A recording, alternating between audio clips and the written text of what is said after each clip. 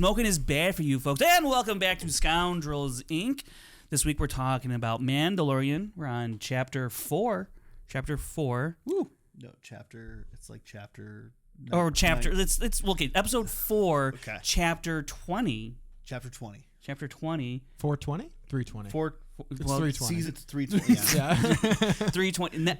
Man, if only season 4 had. Oh, man, that would have been a crazy episode. But, anyways, it's titled The Foundling, and you might have heard about that prior to the episode from Mr. Carl Weathers himself. He kind of revealed that title. He said he had Twitter. a stew going. Yeah, he had a stew going. But also, we have a special guest here, Garrett. Hello. Not Heather Locklear. Yeah, not Heather Locklear, not Kevin Smets, from the Scum and Villainy podcast, the Star Wars podcast. Did you have to check your phone for that? No, it's just the time. I was just noting the time.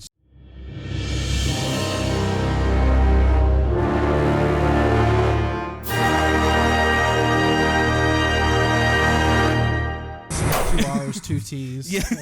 McDowell, yeah. No, happy to be here. This is really exciting.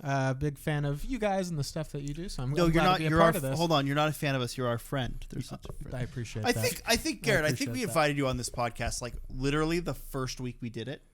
Oh, I didn't get the invitation. Must have got put in the spam folder or something. We were at Brandon's, or it might have been at Barney's or something. I don't know. It was one of those like, hey, you got to come on the show. But now I got like an official, I'm here. Well, so. you're welcome to come on the show whenever you want. You guys finally let me inside. I don't know. I've been knocking on the door ever since. I'm like, for 39 episodes. Guys, Frank will let his landlord in during an episode. Well, he let himself in. That's what happened. You weren't here. You don't know. I wasn't here. I watched the episode. Dang. Yeah. You cut around your landlord. No, it's all completely left in the episode. Oh, that's great. It's completely. It's all left in. I was like, whatever. It's one of those things. I'm not the tall one on the episode for once. Is You're not. Is that me? Yeah, it would be you. Well, that's great. I'm glad I can fill some sort of role here. The tall one. Usually we have Brandon over there doing like Jar Jar impressions, which would have been really fitting today. It would have been. But he's a little under the weather. Not feeling Carl Weathers? I hope not. It was a great episode. Very good. No, I saw Brandon outside, and I knocked him over the head. He's in my trunk right now. So all right. Wow. Scoundrel that is. So this is your fifth hour talking about this show? Yeah, I just finished recording. As you mentioned, Scum and Villainy podcast. Do it with my buddy Noah back home, and we just did 2 hours on Mando as well as the Bad Batch. So if you guys want to listen to that, I think it'll be up. I don't know when you guys upload. This is tomorrow. It'll be today. Up. It'll be up at the same time as this is up. So yeah, we would love for you guys to support us there, and I'm excited to. I feel like you guys have a different energy here, and I'm excited to uncover so I was that.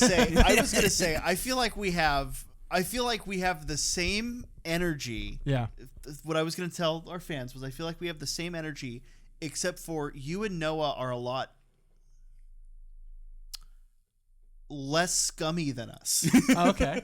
Which is ironic for the name of the podcast. Yeah, because we're the. But you guys are a lot more a different class of scum. A different class of scum. You, the way the podcast feels, and I think this is what you are going for, is it feels like you just went to go see the movie with your parents.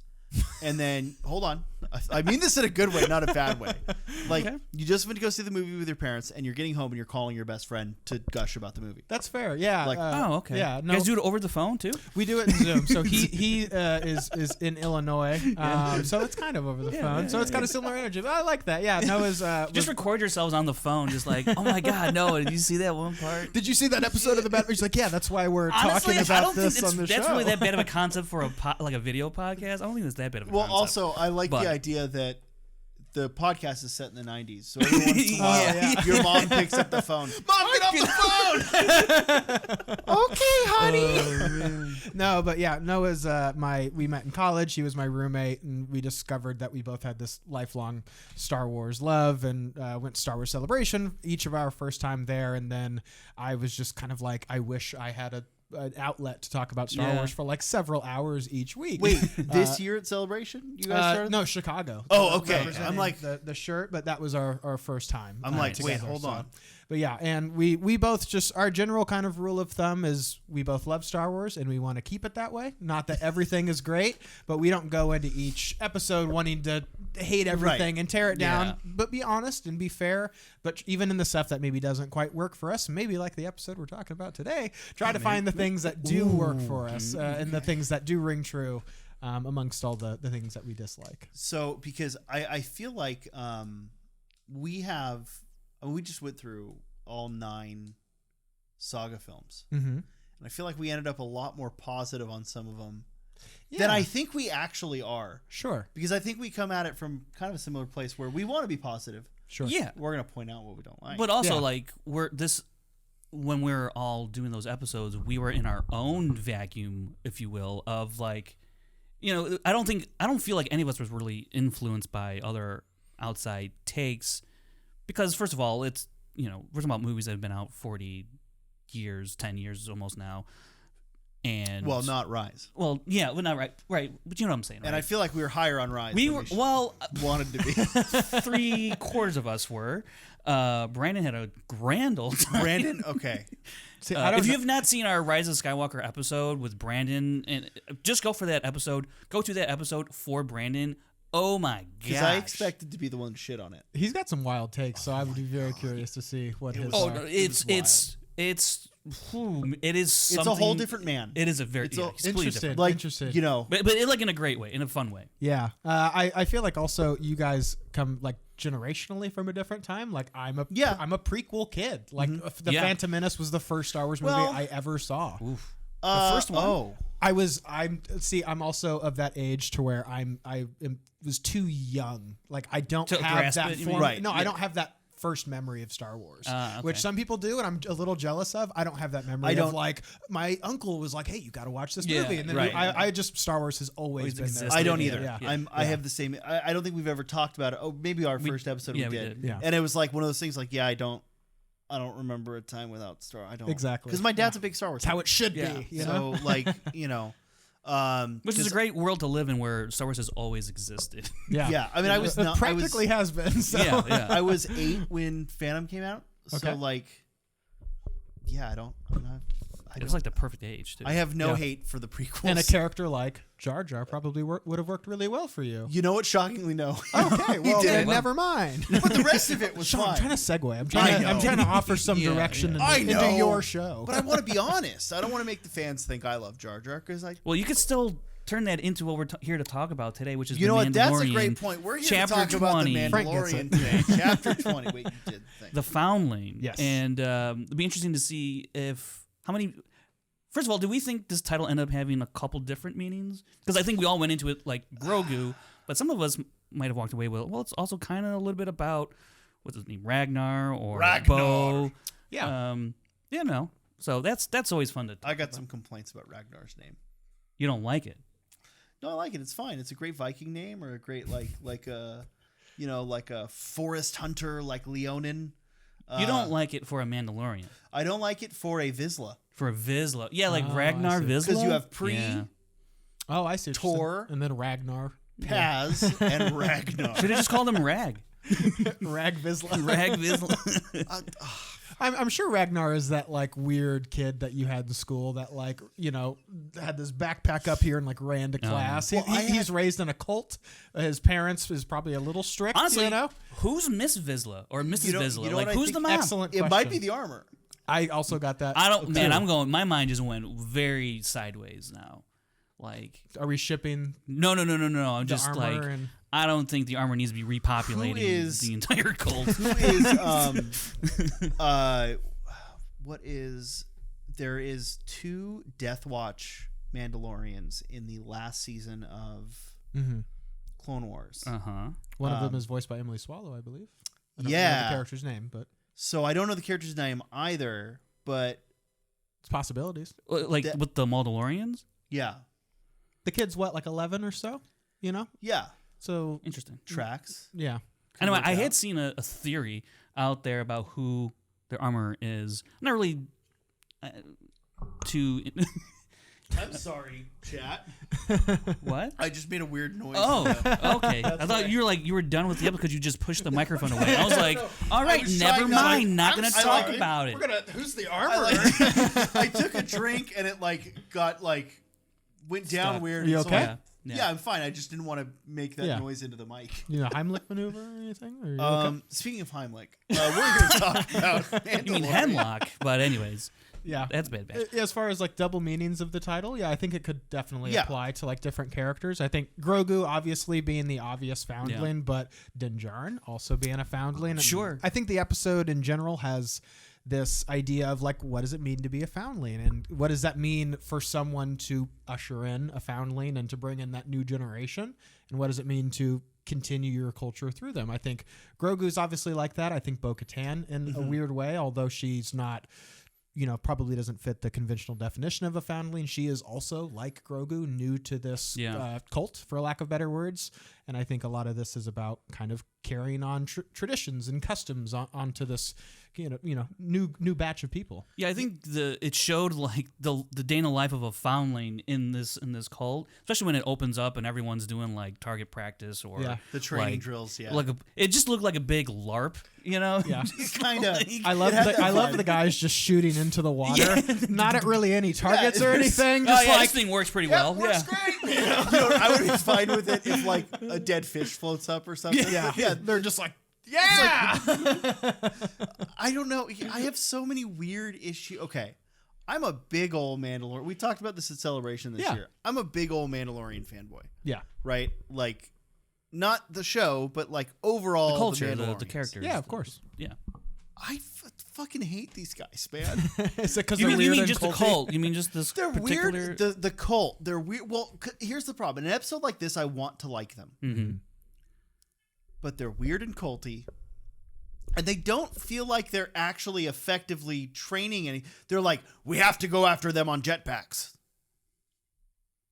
You run out of fuel, and then they go, just like last time. I was like, yeah.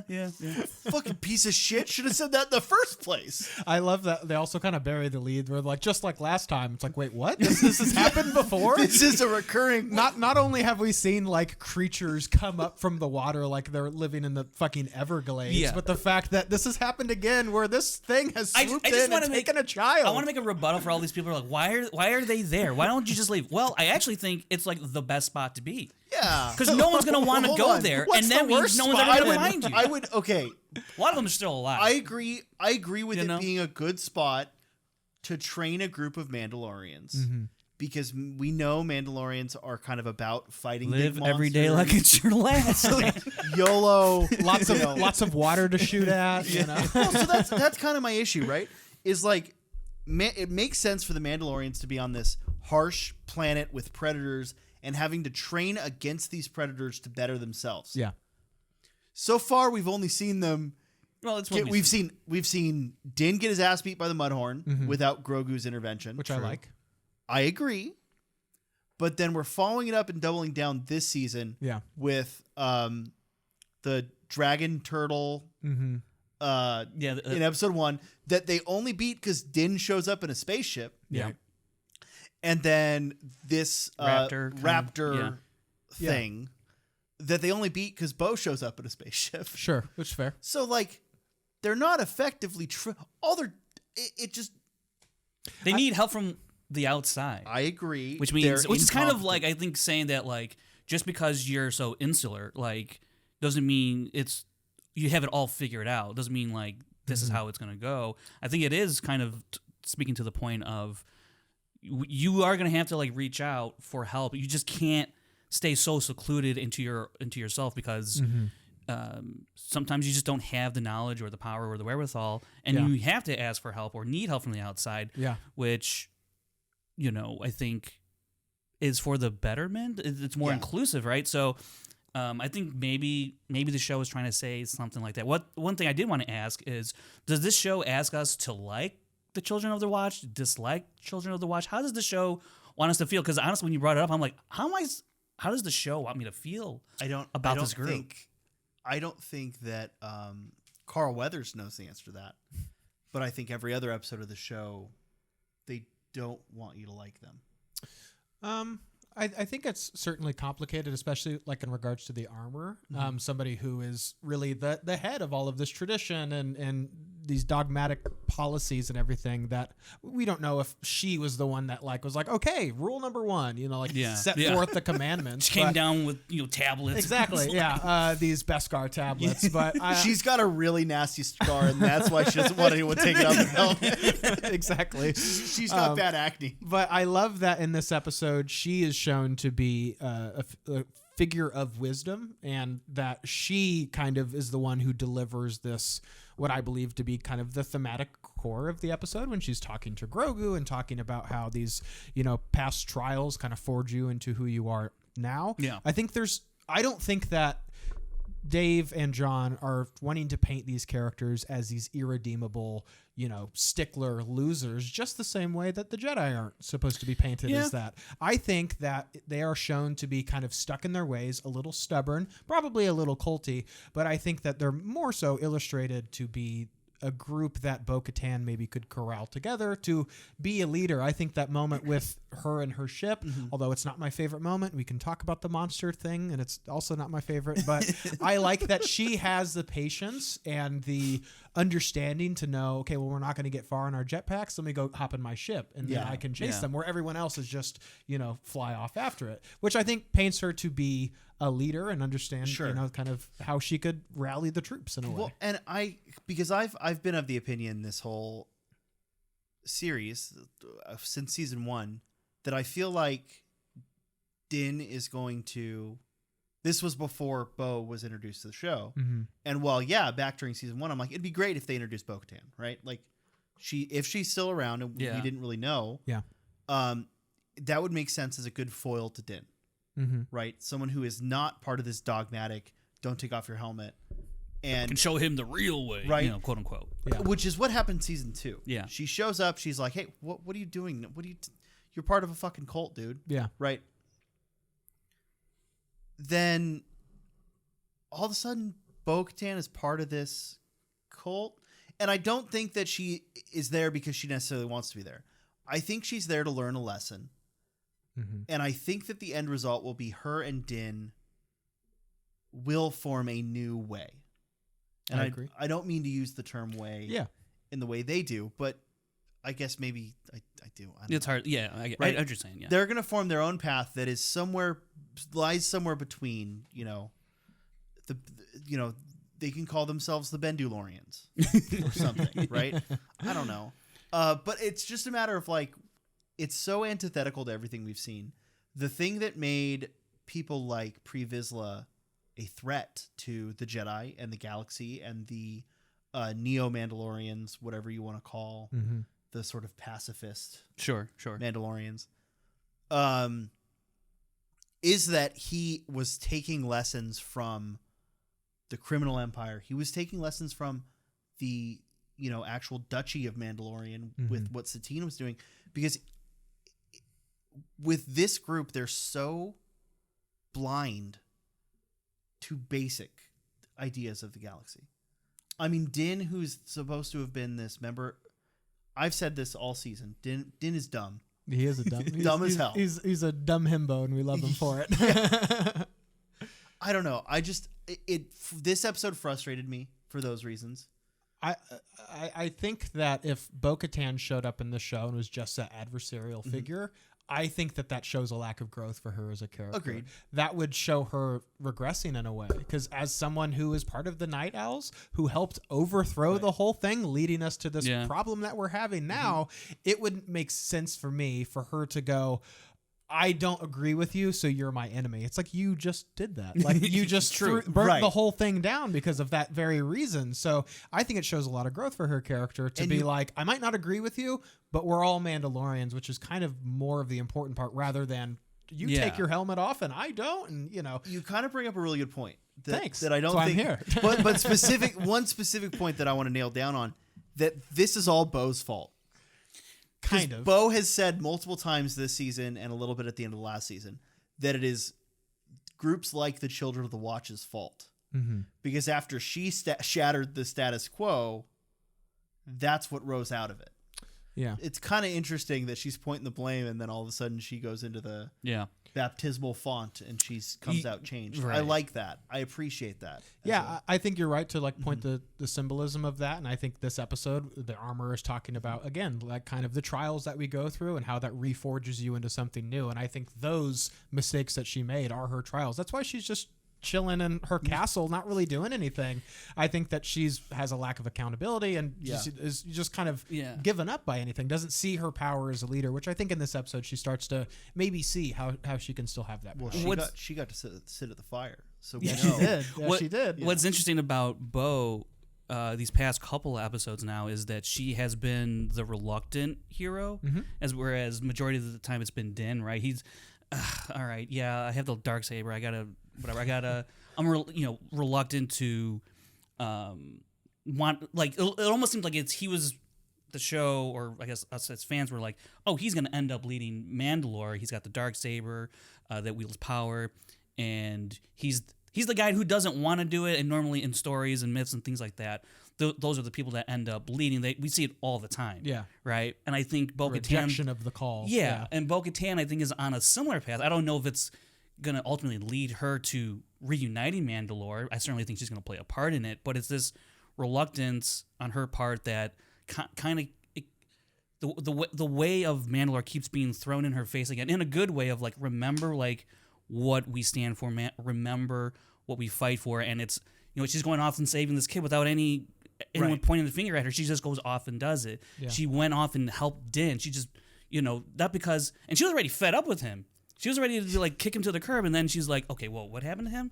So like she has this innate ability in herself to want to help others, but yet still reluctant up to this point has been reluctant to reunite Mandalore since all her former clan or housemates, whatever. Yeah, whatever. Her roommates. Yeah, roommates just, went off into the galaxy. They stole a ship in their sorority. Yeah. And so now she's reluctantly or haphazardly or unbeknowingly joined this call where they're all accepting. And so like all of this, it is kind of like a rebirth for her. And it's really interesting to see how far it's going to go with Bo-Katan, because I think us as a viewer, as well as Bo, knows like she's in a group that doesn't foster growth or any. It's a stagnant group. It's just them and that's it. Mm-hmm. Whereas she's ready for, or was at one point, to reunite all of Mandalore and bring glory back to Mandalore, which is kind of like what Din wants to do. He believes in this idea, or myth of Mandalore, and so I'm really curious to see her taking the mythosaur on her pauldron, telling the armor, first of all, that I was shocked by that. I was a little surprised too. She told her, Sean, when you were surprised about that, so why? You thought you were just going to keep it to herself? Well, yeah, because I had kind of said 2 episodes ago that I think that the reason she didn't say anything to Din or anyone else was because she wants to go back and best the mythosaur for herself. But that was before. That was the episode we first saw the mythosaur, so we didn't know she was going to go back with Din and suddenly join the cult. Children of the Watch, yeah. So, because for me, I had kind of had an issue with. I love Bo-Katan as a character because she is so nuanced and so flawed. Because ultimately she's selfish, right? Mm-hmm. She doesn't care who has the Darksaber. She wants the Darksaber. It's her right. She deserves it. What have you? But she doesn't want it bad enough to kill Din. Right. Okay. Yeah. Yeah. I don't think that right now she wants the Darksaber. I don't either. Because I think that I think you see her ability to be able to wield it as opposed to Din who can't.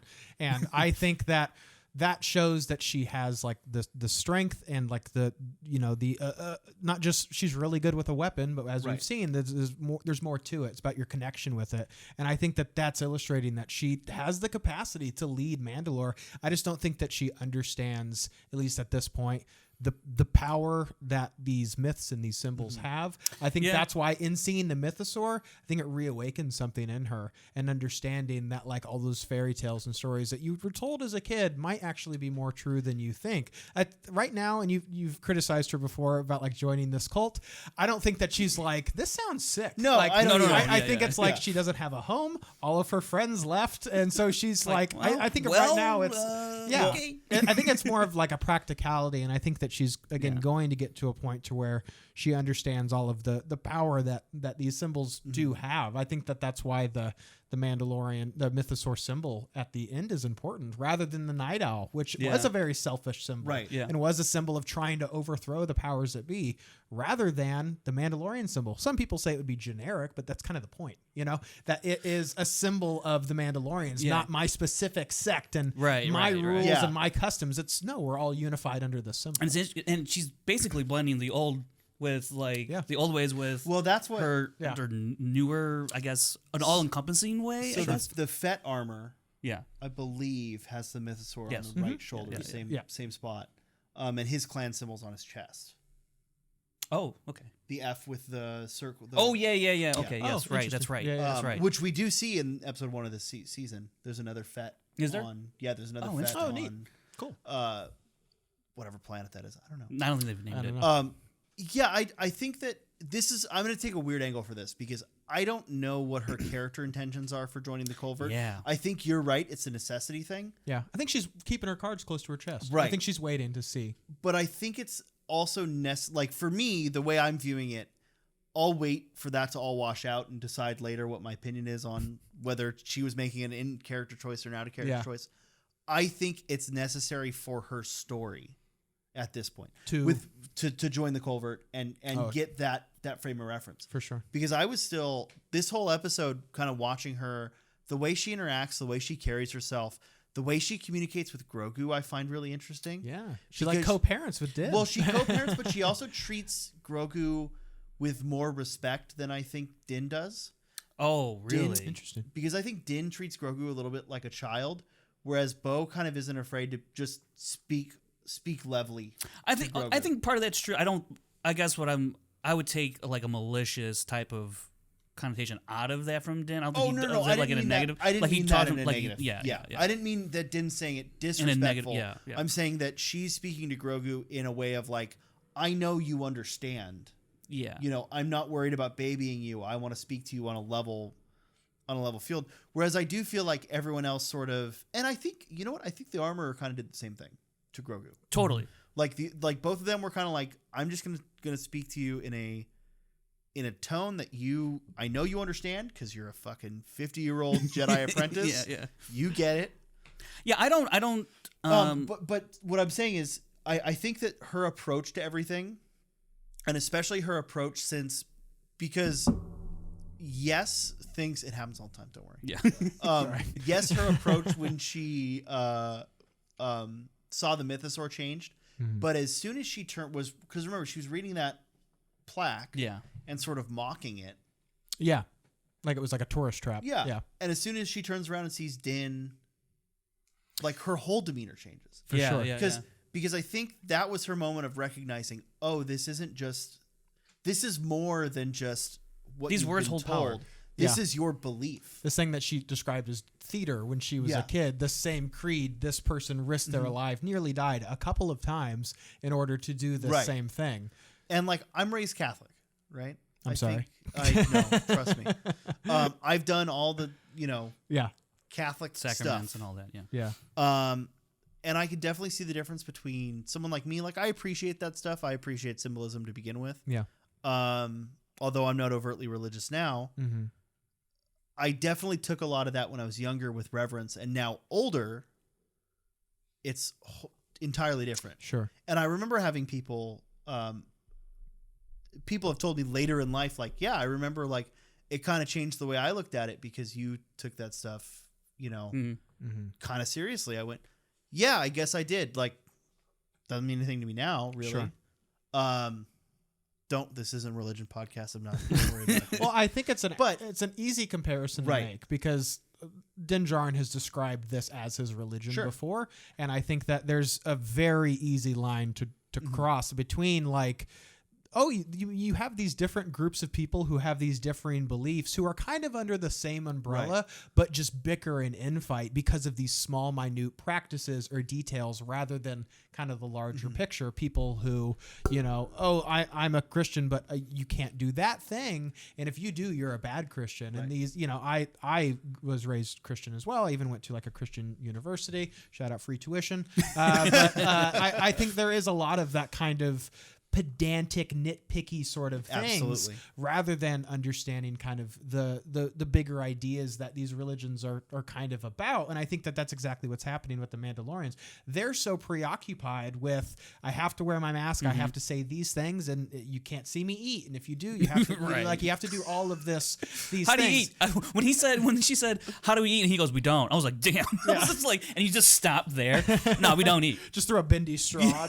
Like that. I love where you see him with the soup a couple episodes ago. So great. I want them all to pull out a blender out of one of their utility pouches. Just a NutriBullet. I just want a crazy straw, just But I think the comparisons are obvious. Din Djarin literally has to get baptized in order for him to be reintroduced into this. So I don't think bringing religion to this is like some. No, I just mean like, if we want to talk about, we'll talk. If we want to have a religion episode, we can do that another day. You better be. I'm gonna be walking out that door right there. I just mean like, don't take what I'm saying as like anyone. If you are Catholic or Christian, that's wonderful. We're not going to talk about what I consider myself right now. That's all I'm saying. Yeah. But I absolutely. The reason I was drawing that parallel was because I do think Bo is, you see in movies. I know this isn't a movie. This is a TV show, and it's different. Very good, Sean. I'm kidding. You see in movies like Arthur pulling the sword and all of his followers just looking at it in reverence, right? This whole idea of this religious symbolism and these symbols of power, and I love that stuff. And I love the baptismal imagery. I love the imagery of the mythosaur. The whole process of like the armor, making the armor for Grogu and then for Bo-Katan, which I want to talk about that. The fact that the armor that she makes for him fucking sucks. That it's just like a puck on his chest. Well, okay, so it's a little odd looking, I'll admit. How does that even stick on there? Is it magnetic? It's just like they showed her like put it on there, and then they cut away, and then cut back to it. It's all just perfectly there. I'm like, she called it a rondelle, which is the little round. If you look at like a medieval knight armor, it covers all like it covers the gap. The gaps. Oh yeah, right. But like he's not going to get big enough for that to ever function. Also, what's the Beskar chainmail for, if not like a similar thing? Yeah, like is it just like kind of hit or miss? She's making him for some reason. Like she's making him like. Guys, I think we gotta cut her a break. I don't think she's ever made armor for a creature this small. Let's give her a little bit of a break. But she's like, "Oh, you've got funny little elf ears. I'm gonna make you some Ren Fair shit." Like, and there was another. Okay, if you go back and look in this episode, there's a guy with a leather Mandalorian helmet. I did not see this. Oh, really? Yeah, and I saw that. I'm like, was he playing football in the 1920s? What is he doing? What's that guy? Didn't get his Beskar yet. Yeah. Like, I appreciate the differing armor styles because you do have people in Fett armor versus this post-Imperial armor, as it's called by the costume clubs. The Din Djarin, like, singular piece. Yeah. But if she's making all that armor, or if some of it predates her and the Children of the Watch's tenure, I'm not sure. It's just also interesting that there's all these different little pieces. And then Grogu ends up with chainmail and a piece to a knight's armor. But hey.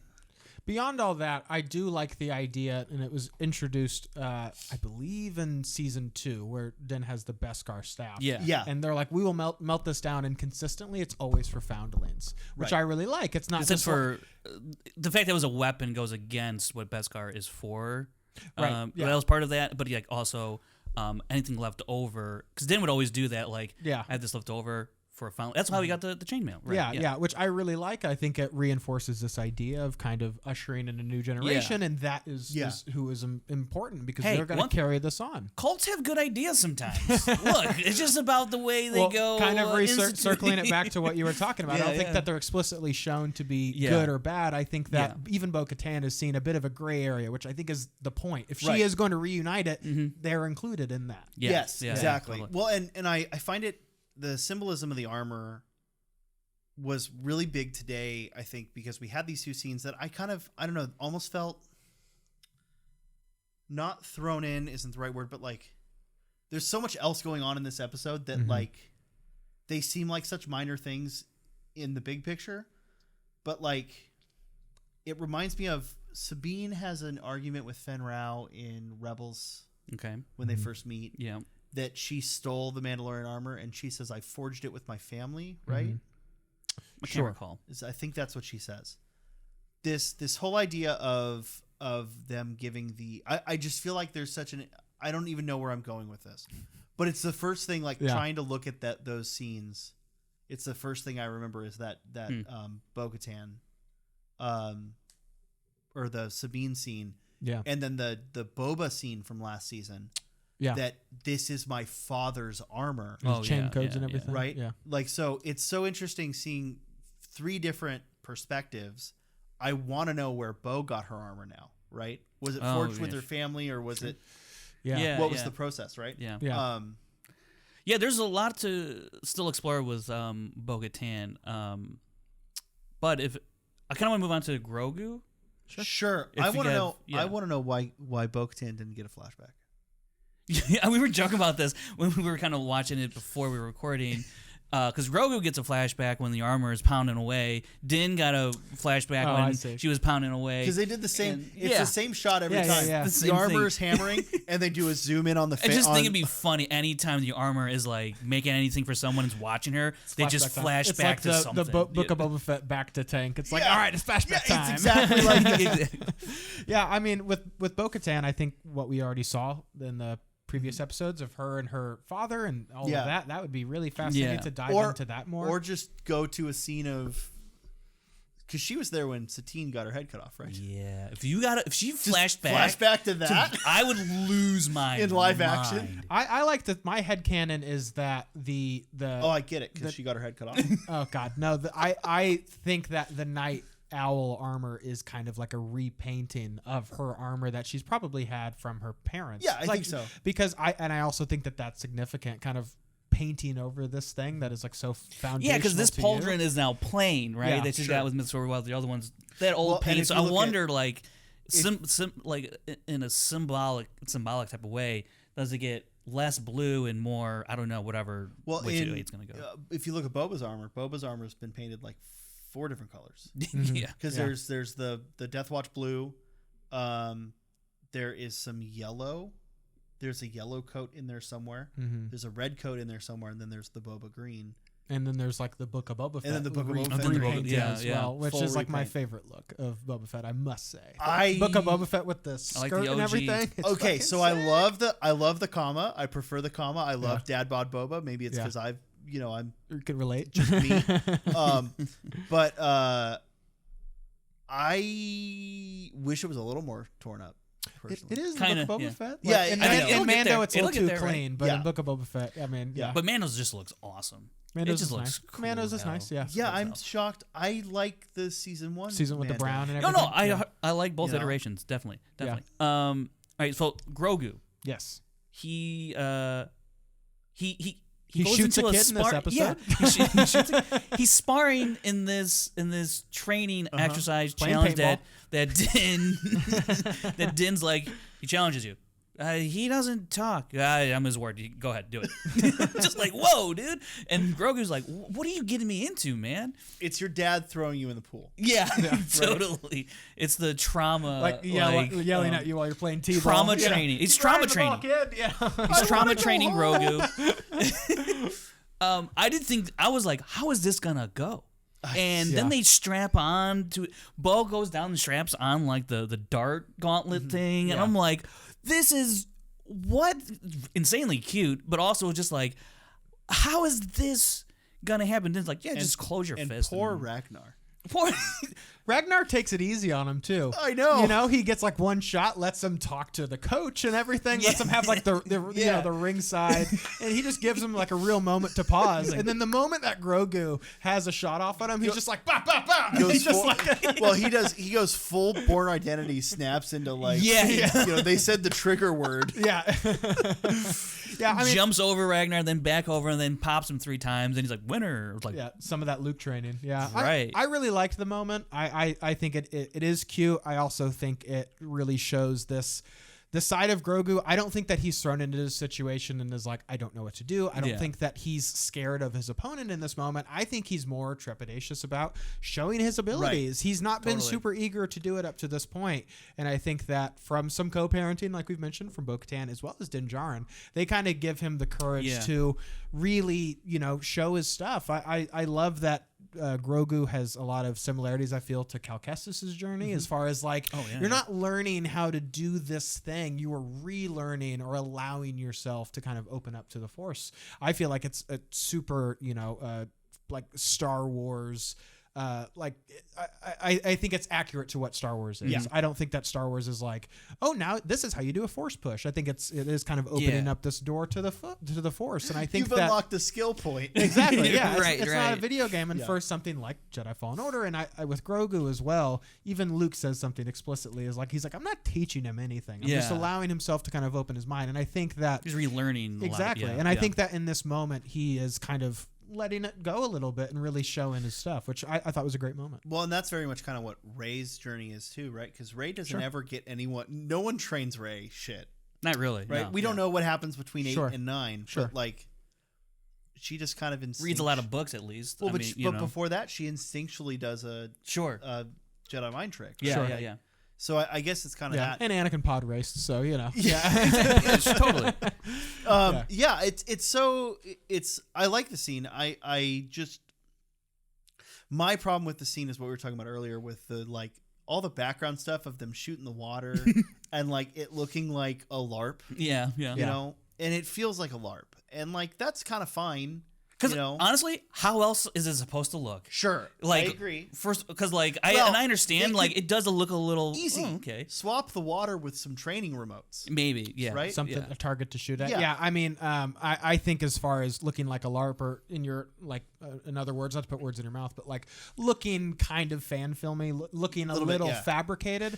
It's been an issue with myself and a lot of this. I think that this week's episode, we talked about it on the show a lot, so I won't belabor into it too much, but this week's episode as well as last week's episode, I think are the worst that the show has ever looked. I think the visual effects in both of these shows, I know a lot of talented people work on it. I think last week, really? I thought last week's episode at a lot of points, and even some moments in this, like the Kelleran Beck stuff. I'm so happy to see Ahmed Bass back, and we'll talk about it. We'll get to it in the conversation. I agree with that. It looks terrible. It looks so bad, and it's frustrating because I feel like, I'm a prequels kid. I'm able to look at Attack of the Clones and be like, you know what, that line reading's not my favorite. You know what, that shot doesn't look quite right.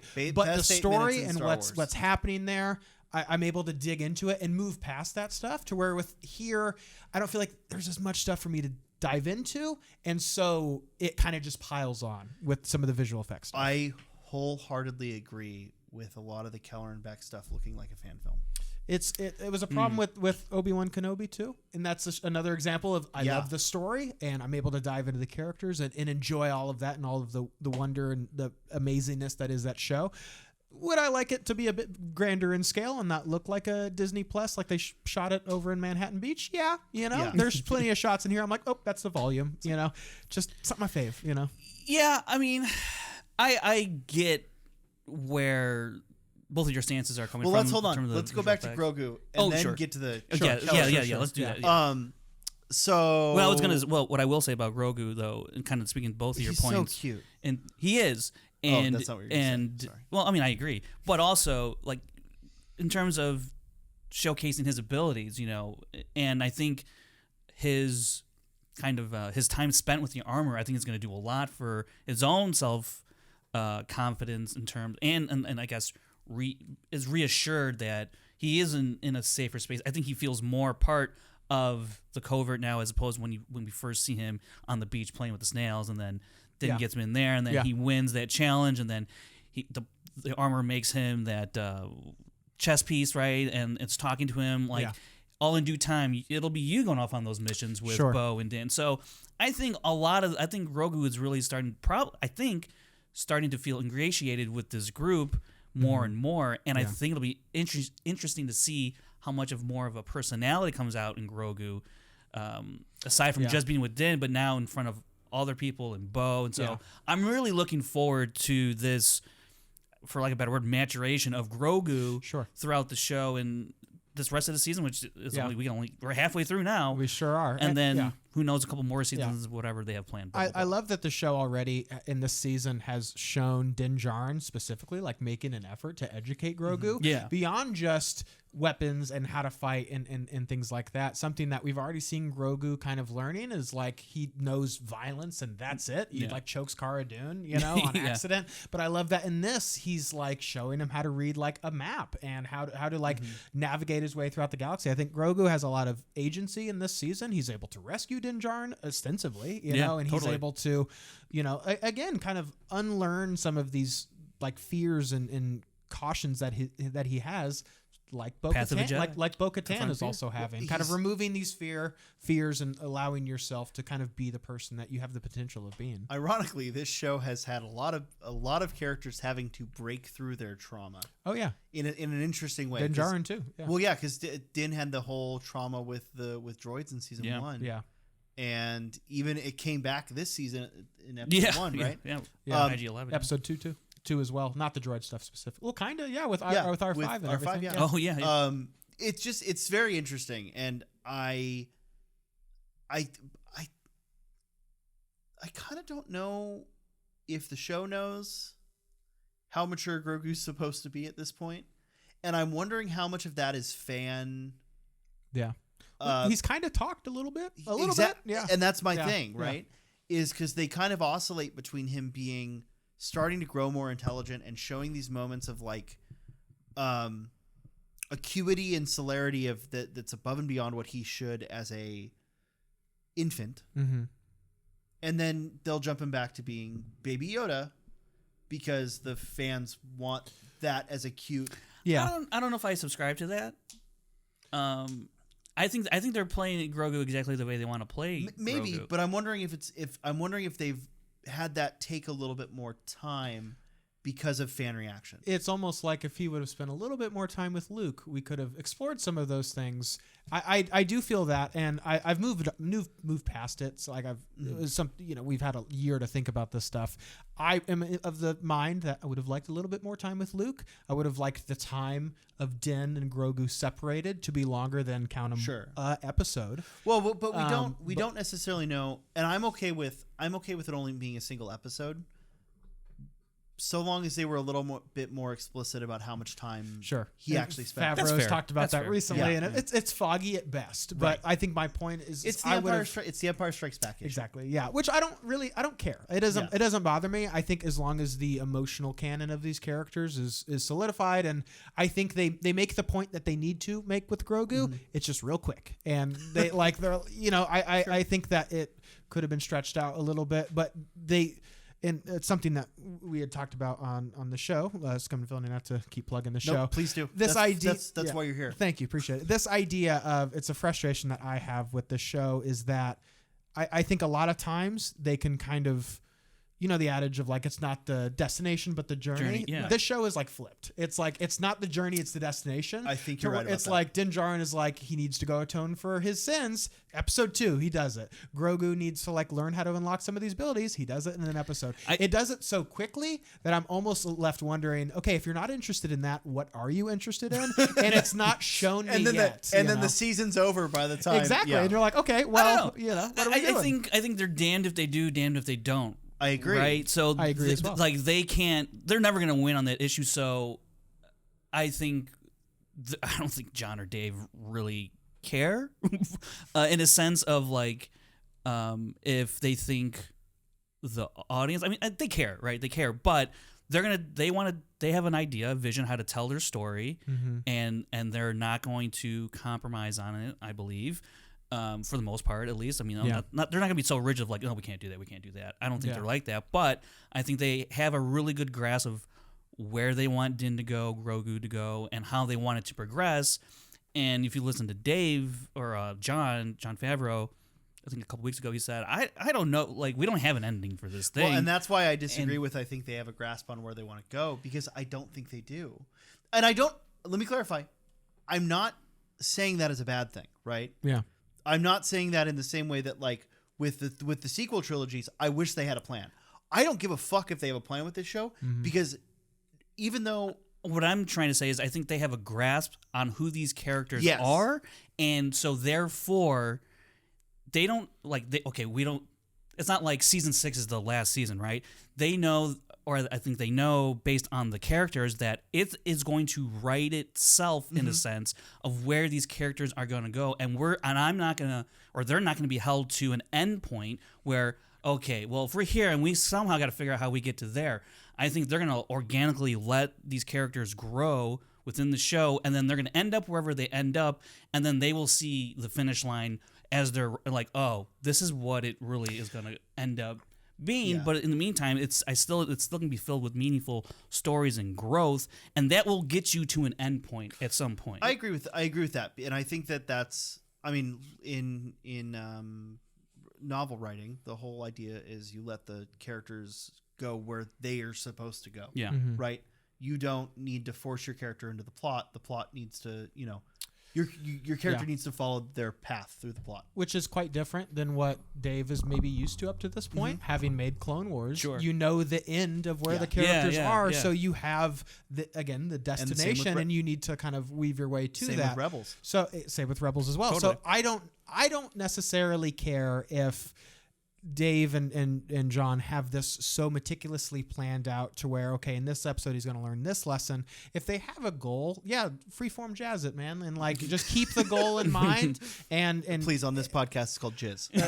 thank you, very good. Yeah, I think I'm.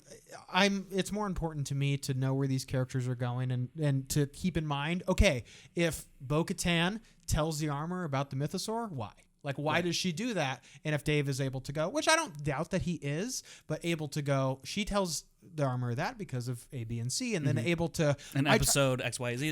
exactly. This is where it's going. All that is important to me. However, and I'm not saying that it is, if the end goal here is, and then they all team up to fight Thrawn, not interesting to me. Boo. I mean, it's interesting to me. It's not to but me. It's not interesting to me for this show. Sure. Right. And I think that's where I appreciate what Book of Boba Fett did, because Book of Boba Fett did something. Book of Boba Fett should have been Mandalorian season 3, and this could be Mandalorian season 4, right? Because ultimately it did exactly what episode 3. What was the last episode? Episode 3. Yeah, we're on 4 now. Right. It did the same thing. Chapter episode 19. 3. Thank you.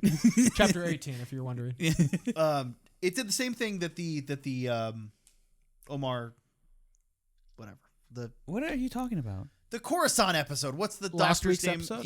Yeah. Pen Pershing. Pershing. Dr. Pershing. Yeah. It did the same thing the Pershing. The Book of Boba Fett was the same thing that the Pershing episode did. It was a vignette about a specific character from the show, right? Extended into 6 or 7 episodes, right? But like that's all that was, and ultimately the reason the show culminated in us finding out about Din's story, Din's interaction with the Armor and Paz, Din's interactions with Luke and Ahsoka and all of that is because it's part of the same series, right? Yeah, sure.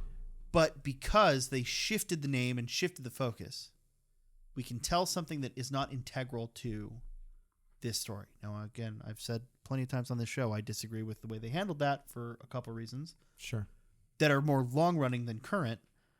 But if they end up doing that like a Defenders thing where like, hey, in 2 seasons, we're going to do a Defender, Saviors of the Republic or whatever, and have them go fight Thrawn, that's great. Then bring me back to Din's story and where that is. Yeah. And I do think that they know who Din is. I guess the way we kind of stumbled on this whole conversation was, where is Grogu in his developmental state, right? Because we have this idea where sometimes he's, perfectly competent and like snap of a finger, and then all of a sudden then he's back to being baby. And I'm okay with that. It's cute as hell. Yeah. Yeah, he's basically like a preteen. He's like 13 years old. I think in you're human saying that, years, that's going to run thin. There's maybe more to mine from the character rather than just being cute. Right. Goo goo and I think for me, I'm hitting my point of like, yes, I'm glad he's cute, but what else? But I think the moments where he does have character development, it's hard to see that character development because we have to default him back to being cute. Sure. Right. Whereas I think he can be endearing without being baby cute.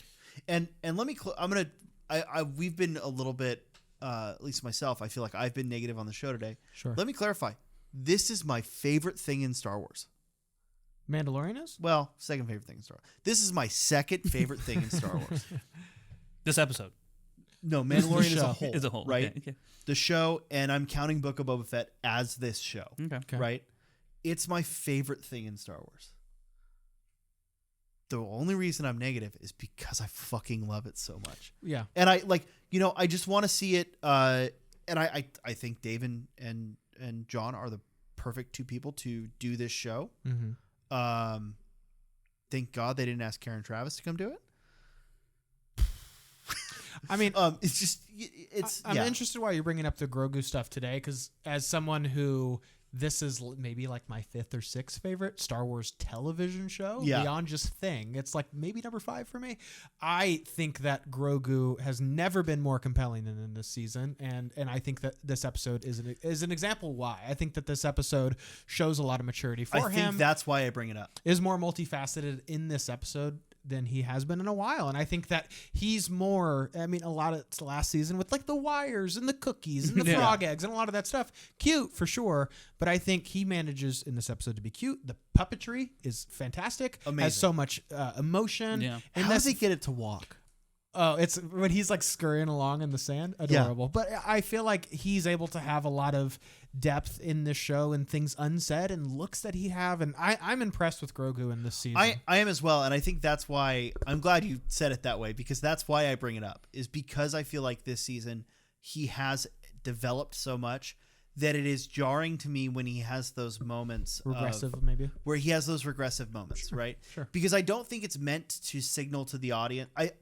I think it's unintentionally making it look to me, who I said in season 1, I wonder if there's like something developmentally wrong from him through trauma. Not in a bad way, but a trauma-based regression. Sure. Right? Because if he's 50 and Yoda says he's been training Jedi for 800 years. I think you hold on to that number I know tight. I do, Frank. I know I do. I understand. But they made a choice to make him 50. Right? Sure. They could have made him 40 or 30. Well, they made him that age because they wanted the Order 66 thing to be able to play into his character, right? Sure, but that was 20 years ago, making him 30. If you make him 30 now and you make him 10 then, it still works. Are we really caught up on the number or like how he actually is? I'm not. You're overanalyzing the fact that I'm bringing up the Yoda thing. So let me finish my point.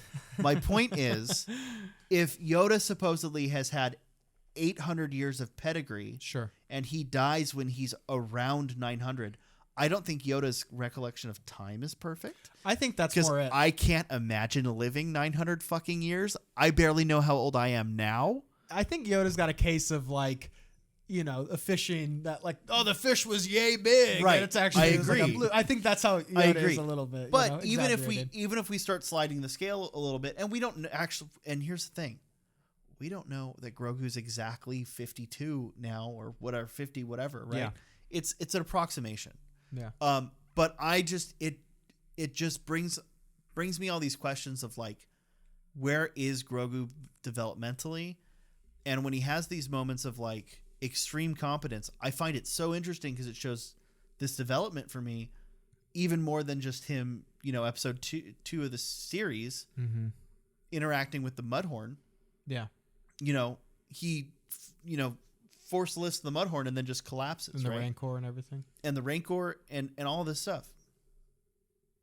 But the stuff he's doing this season and the stuff we kind of see with some of the Luke training scenes, they show this like he's building up endurance and he's building up competence and he's understanding, and like you brought up, he rescues Din, all this stuff.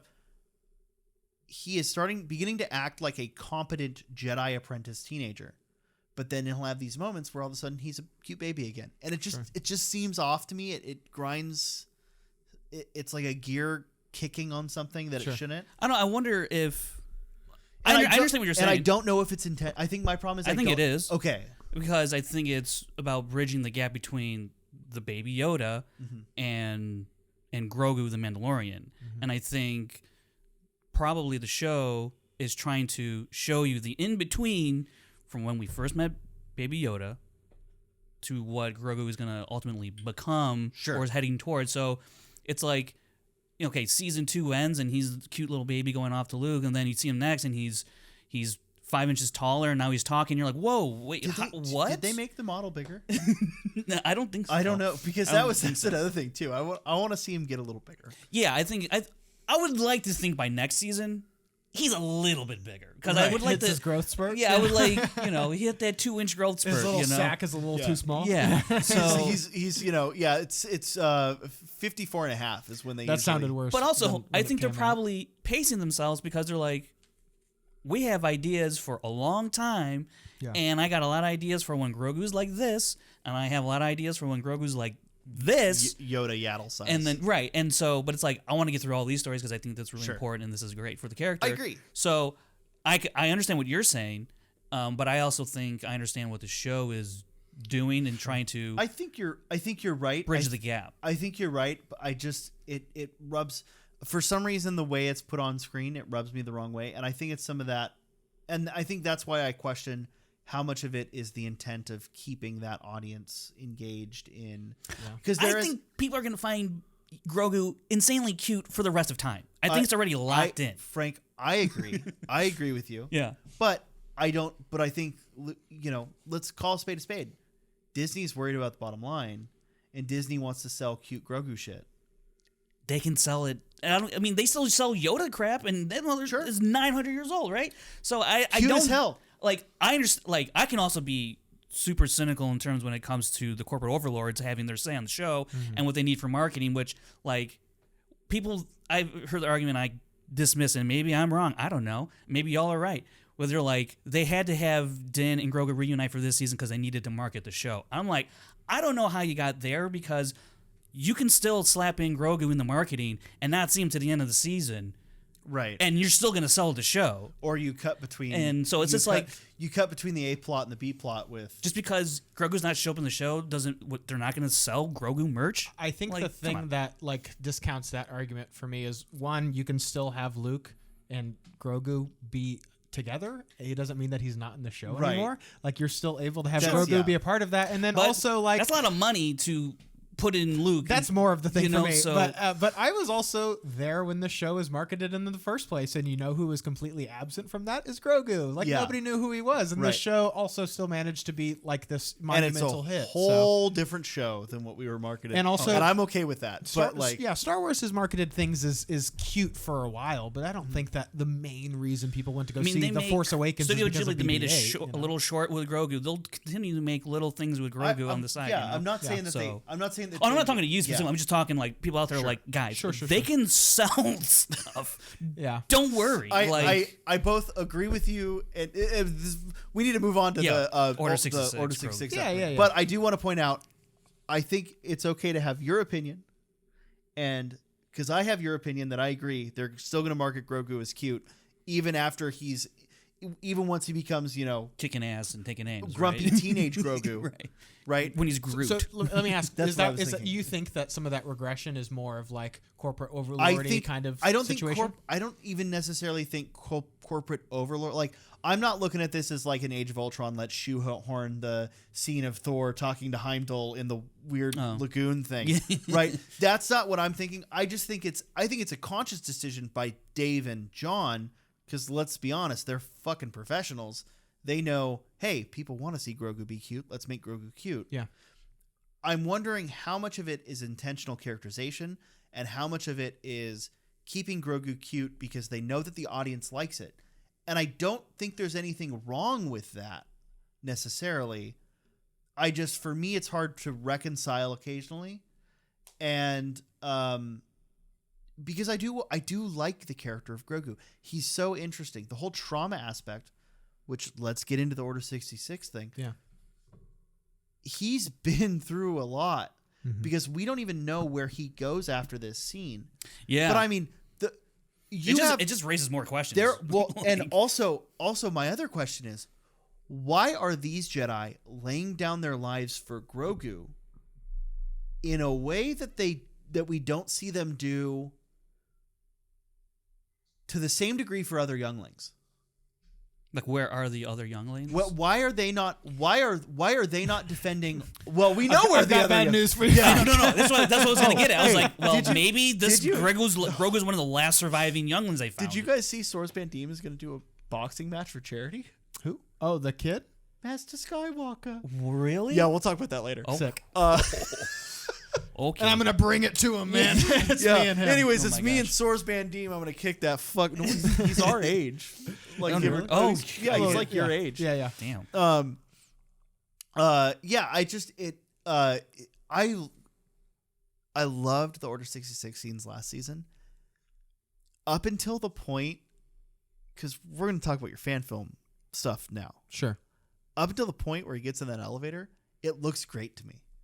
The flying around stuff not as much for you. Flying. Well, it's once we see Ahmed Best that I'm taken out of it a little bit. Sure. There's something about Ahmed Best choreography that does seem a little fan filmy to me, That's fair. and I don't think that's his fault. Yeah. I think part of that's the costuming, which they're using the same costuming they use for. I think it's slightly, a little slightly different. off. Yeah, little he's bit got, like, different. some Yeah, decals but it's too. pretty much a the little same. different. Yeah. I do want to curve the conversation. I feel like we all like the Keller and Beck stuff. I love it. Let's lead great. off with the stuff that we Yeah, like. yeah. Because He's cool. very It's cool. I really Had either of you watched the show, the Jedi Tip? I've only I've seen seen one a couple episode. episodes. I've I've seen like episode. Yeah. little bits. I think he's a great host on that show from the one episode Yeah, I've yeah. seen. I've- I think he's yeah. great for that show. Yeah. And I've seen the whole thing. Just yeah. How many episodes is it? It's like 8 or 8? so. Okay. Yeah. Yeah. It's short, but yeah. yeah, the show for you guys haven't. It's kind of like a Legends of the Hidden Temple sort yeah. of Star Wars. Yeah. knockoff and it's on. in a way. I should point out it is on the Star Wars Kids YouTube Yeah, channel. and- it is not on Disney Plus for some reason. Really? Yeah, which is strange. And Yeah. but Keller and Beck is this Jedi Knight. Seems like they should who put it is- on there now. Who's is an alias of the Sabered Hand, and he Yeah. is Oh, the yeah, I one remember that. who ushers in these Padawans into being Jedi Knights and to go through the trials, and they're offered different temptations, the dark side, and all of these things. Yeah. Obviously, the show is a game show, Yeah. and that stuff isn't quote unquote canon, but removed from that, his role is still the same, as he is somebody who guides these Padawans The young through, their, ones, tri- yeah. through their Yes. trials, which is really one of the few times that we've actually seen in canon what the trials Right. actually are, rather than somebody like Obi-Wan, to where it's like, that's good enough. Yeah. you killed a Sith Lord, you're like, you're a Well, Jedi now. both Obi-Wan and Anakin are both kind of Exactly. like. Yeah. Well, hold on. Obi-Wan, Kanan, Anakin, Cal. So you're getting it now. As Pretty much all- everyone we've they're like- seen. Yeah. Well, you know what? On second thought, those were your Yeah. Those were your trials. We Yeah. were Ahsoka too. Yeah. Ahsoka too, Yeah. with the whole framing and everything. They just trusted Yeah, in the yeah. Force, guys. They That just was trusted in the Force. real shitty on their part. Yeah, it's like our bad. But anyway, so having seen that show, and obviously with Ahmed Best and everything that he's gone through, and this, The fan- disgusting yeah, backlash yeah, that yeah. happened because of him, whether you like the character or not, completely irrelevant to how you treat a human. Right. He really struggled with a lot of self-image stuff, even struggled with suicide at some point. Then having the courage to come back to Star Wars Celebration and to face all of those fans for the Yeah. 20th anniversary of Phantom Menace, and having been there, seeing him respond in that fan uproar is something I'm never going to forget. Well- and for him to come back in this, I was, It was completely overwhelmed. The VFX stuff, second thought Sure. to me. The power of the moment to me was more important. The VFX stuff was more of just like, yeah, the whole episode is like that for myself. I mean, it sucks what he had to go through for episode 1, because ultimately he was he a stunt guy, or was he a motion capture guy? He was Motion the capture. performance capture, voice, all that. Well, kind I of know, stuff, but what yeah. did he do? My question isn't because He's just an actor. because I he mean, sort of he's Andy Serkis before Andy Serkis, Right. Sure. Yeah. Right? Like Jar Jar was like the yeah, he first, did all the movement and all. was yeah, like one yeah. of the first fully animated characters in a movie beyond just like a scene here and there. Like Right. he's in the entire movie. Because Jar Jar, Ahmed Best smelled Kadu farts, so that Andy Serkis Andy Serkis could smack fish on rocks. Yeah. Right. The metaphor got away from me. And later a planet of apes. And later become an entire planet of apes. And Snoke. And eventually Snoke. And Snoke. It all has come full circle. And like the Tarkin and Luke and Leia It stems from the Ahmed Best Jar Jar, stuff. Yeah, Sure. George. The flaws of the character are no fault of him. 100%. Right? Yeah. He nails the material he's given. Yeah. Absolutely. Yeah.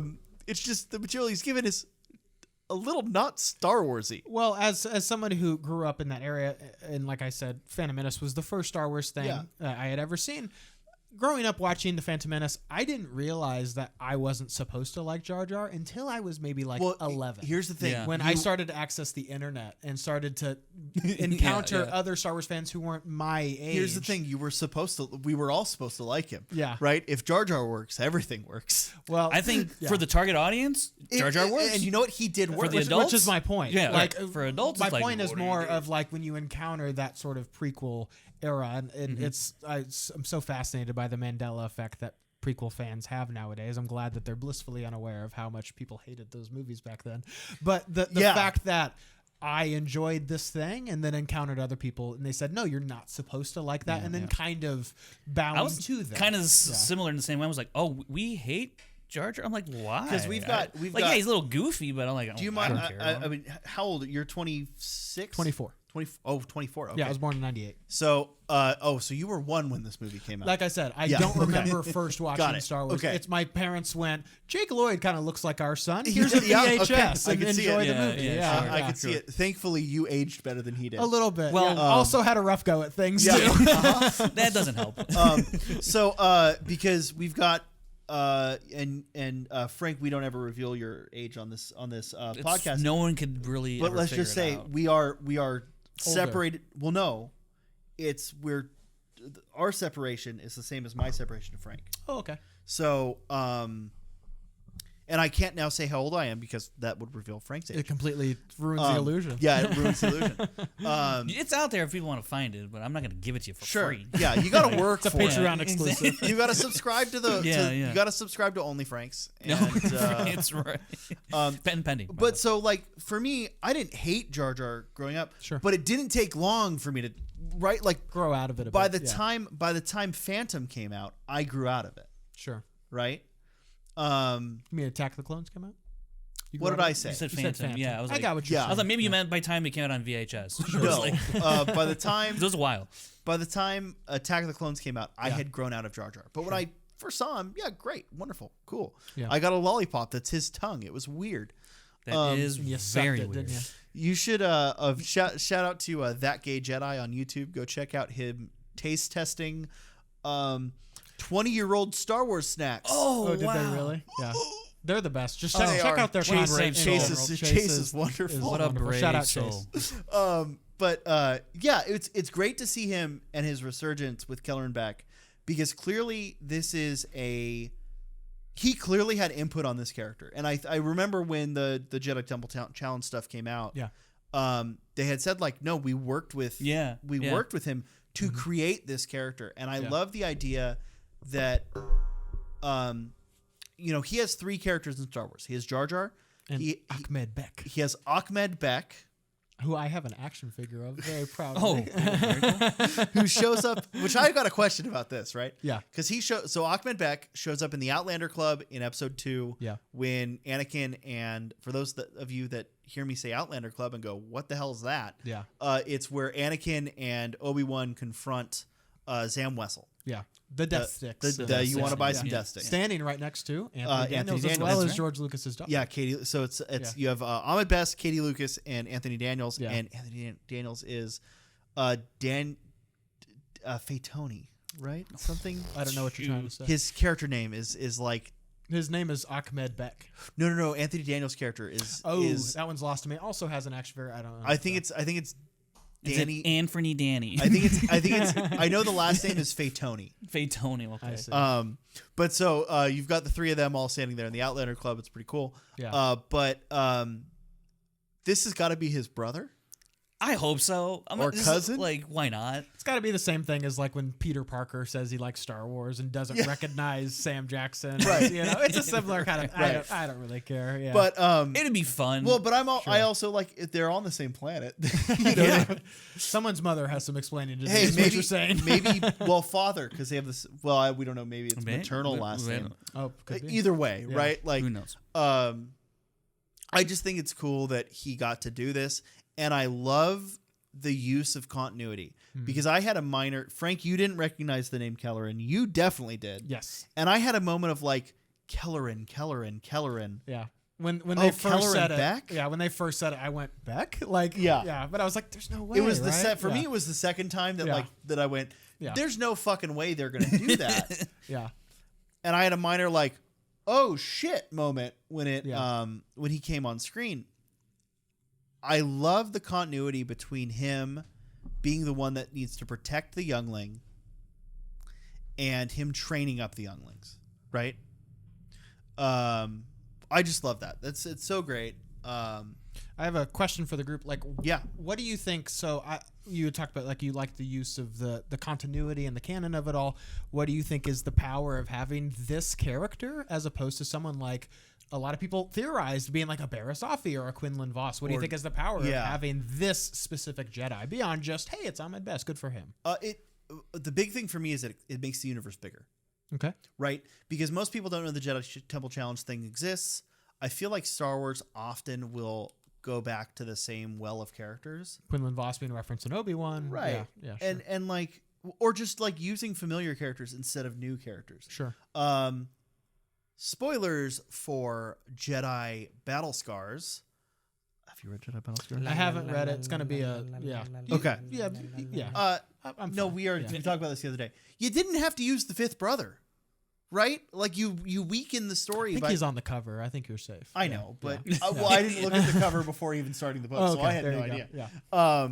Don't judge a book by its cover. I like No, when I was listening on Audible, it's easy to just not look at it and hit play. When I read the book. Yeah. When I had the book told to me. Yeah.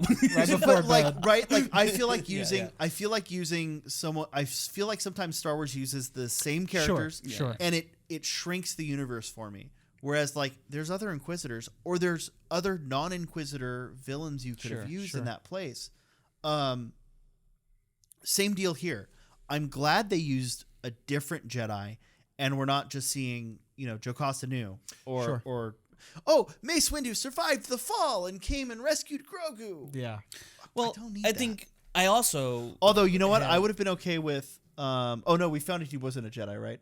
Who's that? Camille Nanjiani. For Camille- some reason, I had a brief That would flash be of Camille funny. Nanjiani coming and That'd be rescuing very me. funny. I had theorized or guessed or I just put out there. I was like, I don't think it's going to be anybody of note that rescues Grogu, and sort of kind of correct. No, because this is the Kelleran- most notable Jedi of all. right.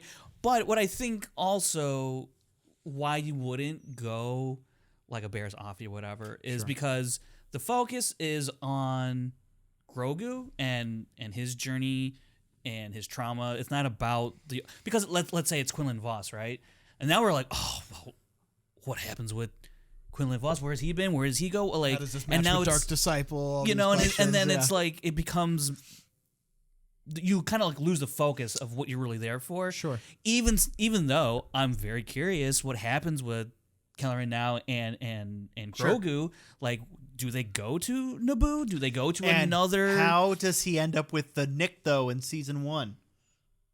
Oh yeah. Well, it's not Oh. not sounding good so good for Kelleran back. No. Yeah, unfortunately. it doesn't. Yeah, given the fact that all the Jedi were hunted down and destroyed, Yeah. you know. If I had a bet. Yeah. Yeah, Also, I appreciate Order 66 with real clone troopers. Yeah, wild. So are right? they a practical in this? I They're not- believe they're practical. it's good stuff. Yeah. I think they're the. I have a feeling they I think shot. the second time we've seen practical because they were in Yeah, Andor. because in Kenobi and Andor. as yeah, well. Yeah. but I think. Oh, that's right. Yeah. But the Kenobi specifically used the 501st. Yeah. Yeah. So I'm thinking, and let me clarify here. because Kenobi does use the 501st Legion, the real world group of cosplayers, for their stormtroopers. I'm referring to the in-universe 501st. Okay. Yeah. That With are Anakin. Anakin's Yeah. Legion. Anakin's, Yeah. yeah. Let me clarify that because it's complicated. Sure. But I think they shot this at the same time they shot the Anakin. Be smart. Or not the Anakin, but the Rhea. What's her name? Well, Anakin's there too. Yeah. Reva. Yeah. With Reva. Reva. Yeah. Reva. I think they shot this at the same time they shot the Reva stuff. Because the lighting's the same. Sure. Hell, the door Or, looks the same. I mean, it's not that hard to punch back into the computer. They've got Hey, the this is asset what No, it you're looks right. you. But I Yeah. think But it could be. But sure. I think some amount of it is practical, and I think that it would make sense that they're using congruent. Which is a good continuity in terms of Right. the look. It's like it's looking the same through. And each- that's exactly what I Yeah, mean, yeah, right? yeah, And yeah. I appreciate that. I really appreciate the use of the bark speeders. Oh yeah, that was cool. I appreciate the use of the when they get to the landing platform. All of the choices were correct. Mm-hmm. In that you had the clone troopers that file off of the Republic gunship at the end. They are led by a red armored Senate Guard clone trooper. Mm-hmm. And then the other clone troopers are all in plain white armor, which has such a great transition into where we're at in Bad Batch. Sure. I appreciate a lot of the choices. I appreciate the V-Wings in the background, signifying the TIE fighters in such a great way because you're seeing them mostly silhouetted. I appreciate a lot of that.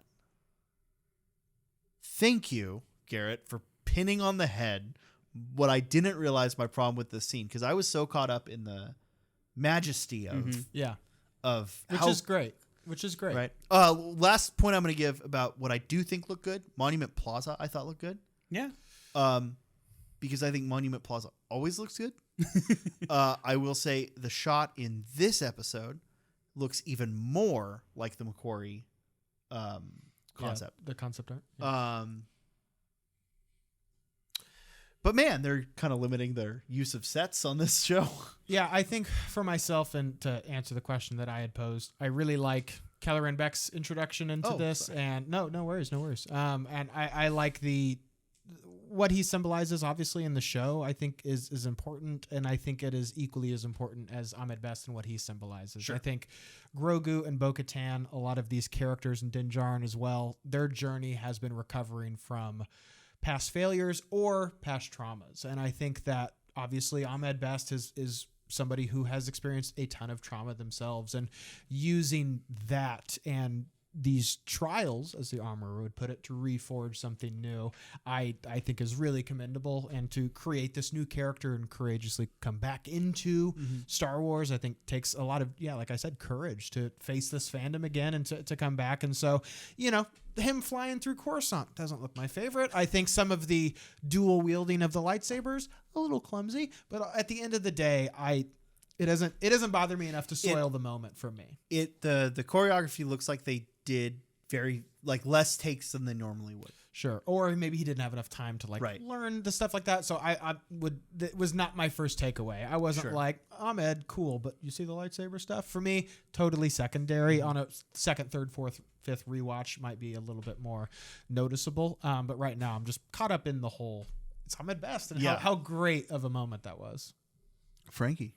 Yeah, I like the whole moment. I understand some of the pointing out, maybe that lightsaber technique not as crisp as Hayden and Ewan were doing for practicing for 3 months before they shot 10 Ahmed, hours probably a day, and all the Jedi that are in the other scenes are trained martial artists. Well, are probably all stunt people, trained martial artists, right? Sure. So, I like the fact that they were no, actually, dual wield lightsabers, do that. That's cool. Yeah. I was like, hell yeah.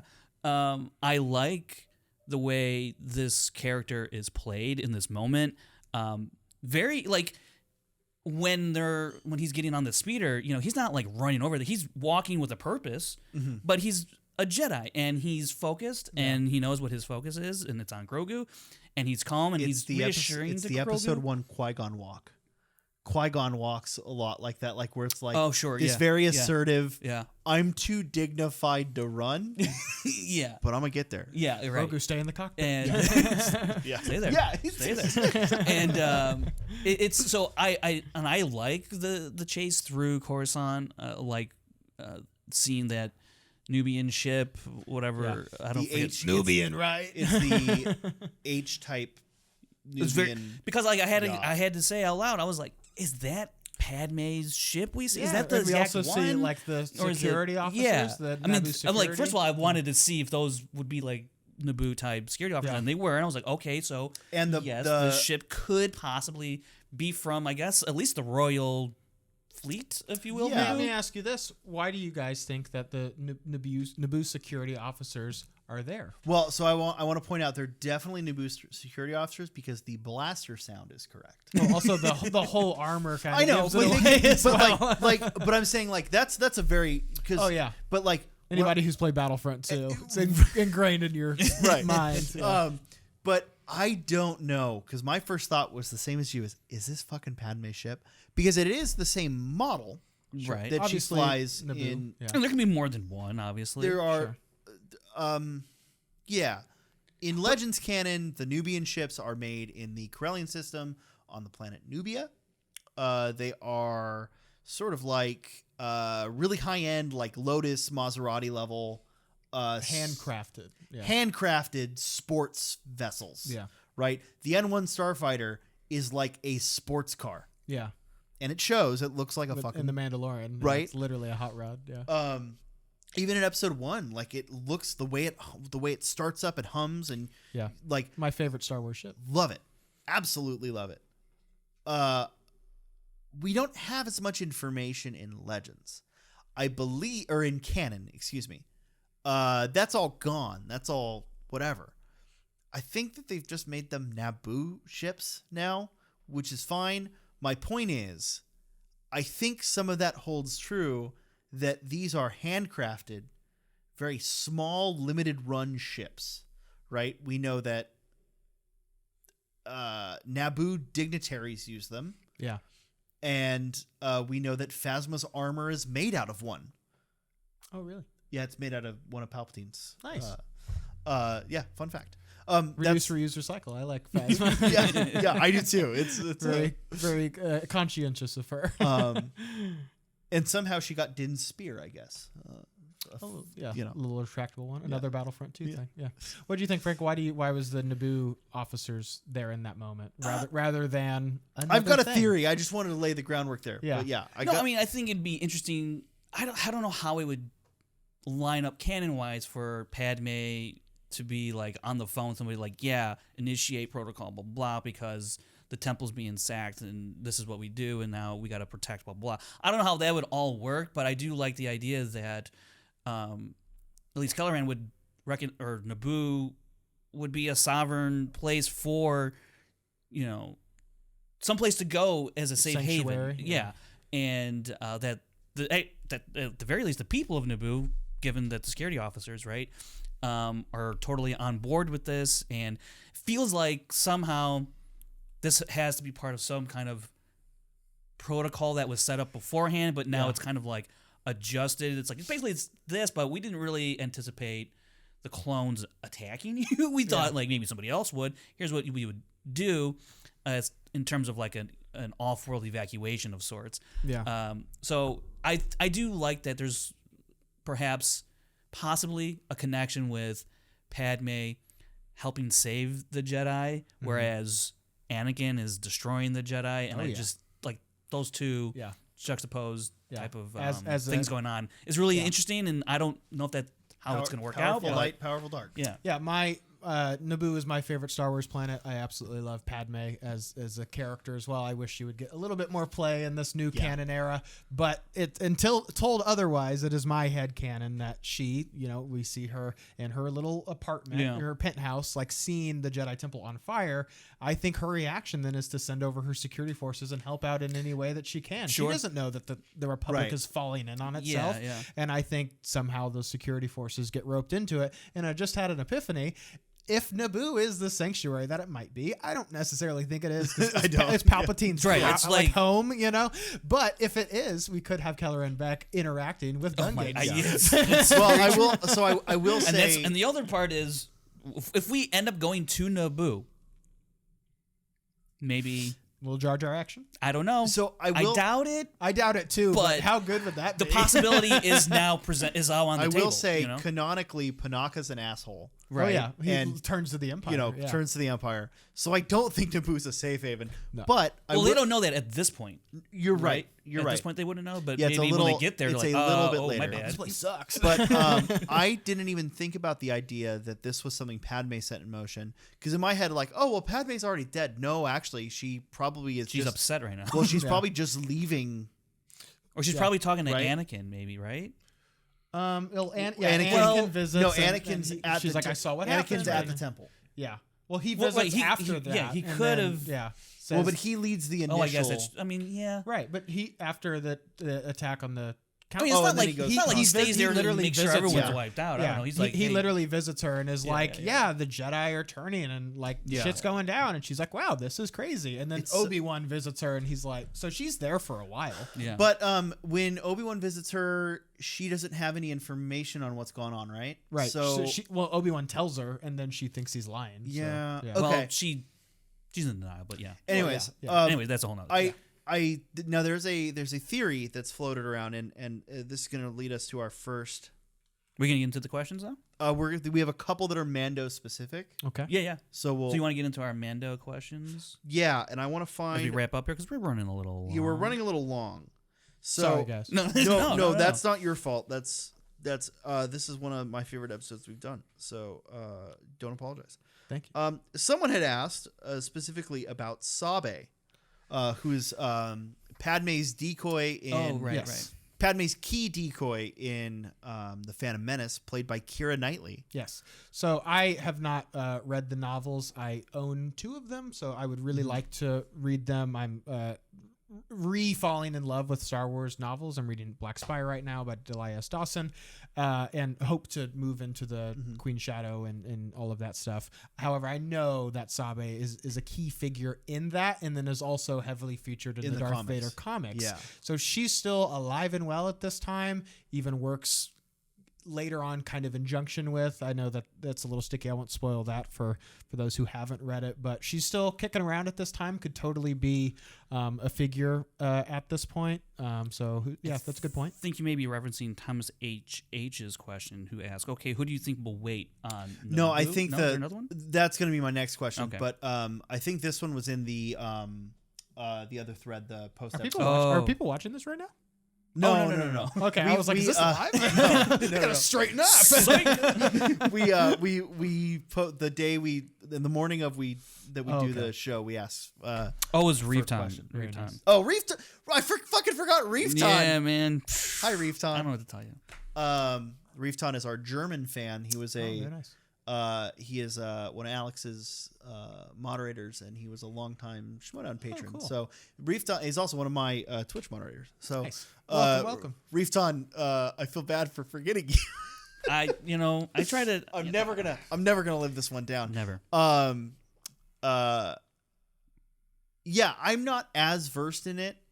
I was familiar with that she had some involvement in Queen's Shadow. I don't think I read it, but I feel like I. E.K. Johnson novel? Yeah, I have a weird. Maybe you know what? I think I did read Queen's Shadow. Mm-hmm. E.K. Johnson. Yeah. Okay, what was it about? But that's the problem. That's the problem. I don't remember. And then I don't think you read it, Sean. That's how it usually works. It was because of Audible. That's your problem. You had somebody I read this book, and I asked you know what is it about? That is and one you're thing. Like, I don't know. That means you didn't read it. That is one thing I will say. My retention is so much worse on Audible. Yeah. But I don't have time to read anything otherwise, and I had got 8 hours of free time at work. where I could just listen. 8 hours of free time at work. Yeah, I don't. Yeah, I know what I have said. time to read. All right. I have 8 hours alone in my lab at work Okay. where I'm. No books allowed, though. There's a sign on the door. Well, I'm using my hand. You know, Oh, yes, I'm yes. working. Yeah. I just, you know. I mean, you could just put up on your screen. They'll just see a block of text. They're not gonna know you're reading a Star Wars book. Anyways, yeah, I like that idea. I just don't know. I don't have a foundation for whether or not she would be on Coruscant at this time, how she would be aware. There's a lot of things have to fall into line perfectly for that, where what you guys propose about Padme setting in that emotion just clicks, makes so much sense to me. I think for myself, and not to discredit the question at all, I think generally speaking, when theorizing about, even back to who rescues Grogu, even questions like that, if people say Quinlan Vos, mine's like, great, why? Like, why does that character make sense beyond they're alive at this time? So if Sabe is the one to help out in this occasion, why? Like, why does that compel you? For me, I again, admitting I haven't read most of her, canon storytelling, I don't have the conviction. But if there's a reason to believe that she would have some sort of compassion or ties with the Jedi Order, then great. I will say why I kind of like it. Mm-hmm. If she does, have this involvement in as this sort of vigilante espionage figure, I like that she's involved in that, because I always appreciate when we can take aspects from Legends, or not Legends, excuse me, aspects from the expanded materials like comics and the books and the games, and bring those to the forefront in a way that is more focal. Like bringing Bo-Katan into Mandalorian, right? Or Ahsoka into Mandalorian.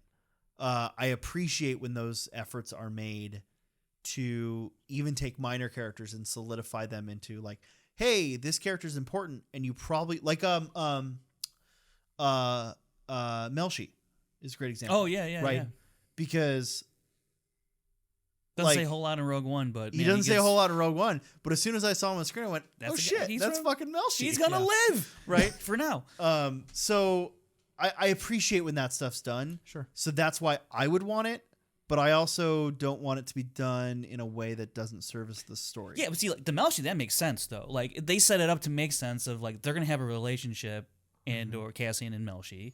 Yeah. This beginnings of it, they go off on their own way, but then it's like, oh yeah, Melshi would totally join the rebellion because of past interactions with Cassian. So I could see how you would get from A to B, whatever happens in between. Unless they're setting up for, unless this is the backdoor pilot for a new series starring Kelleran Beck and Shea Jackson Jr. and it's part of the path. I'd be into that. I think if I was to like really tinfoil hat anything, I would love for some sort of tie-in with like the Bad Batch, especially given like what we've seen recently. Like, I mean, that would be sick, man. I'd be into that. Or the path. The path was my other thought too, right? The path, was another one. Was that this is the start of the path? So from Thomas, if Kelleran Beck was the one to start the path. Or at least one of the founding fathers. Yeah. You can look up the other questions. Yeah. So from John Booz, does the New Republic in Mando seem like it is being led by Mon Mothma or Leia Organa? I've never read the new canon books, but I'm not sure what the situation is. So this is just a quick little answer for you, Johnny, and then you and I will talk about this while we play some Apex tomorrow. I actually have read this book, so I can Bloodline. Yeah, my favorite Star Wars book. So I was gonna say Bloodline is one of my favorite Star Wars books. Last week I was telling Frank he absolutely needs to read it. I have it. I just haven't. I know. Finished it. Or read it in a long time. Currently, in Mando, I would assume it's Mon Mothma. It is. Because is she basically the leader from that until the time of Bloodline? Because Bloodline's around when she retires. Yeah, she pretty much retires at that point. Yeah. Bloodline is at what point in the timeline? 7 years before Force Awakens. Yeah, like she and Han are like married at that point. And do we know when the New Republic set up shop on Coruscant?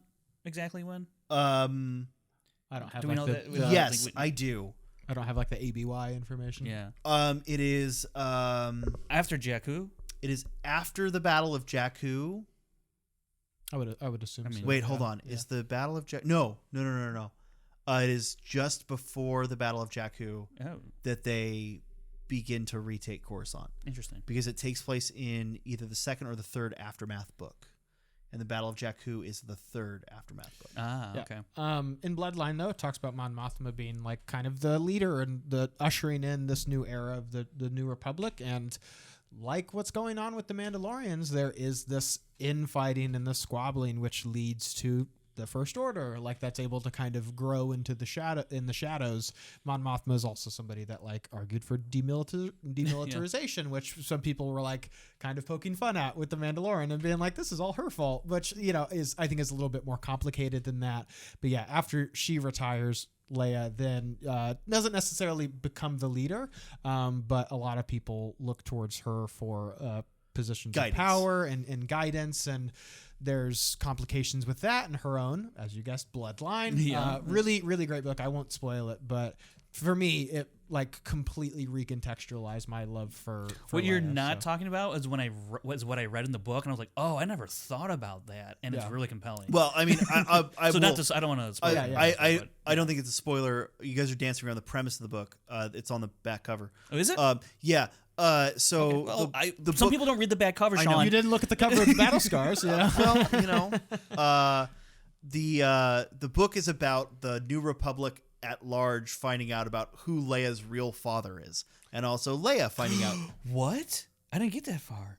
Oh well. Oh really? You're fine. I was about to say. Yeah. Well, Frank. Yeah. Surprise! Pick up the book. Leia is Darth Vader's biological daughter. No way. Whoa! This is brand new information. And it has to do with all that. Now, as far as how the New Republic is portrayed in Mando, specifically last episode, I think it's kind of this. I mean, we talked about it a lot last episode. I don't know. Maybe this question might have been meant for last episode.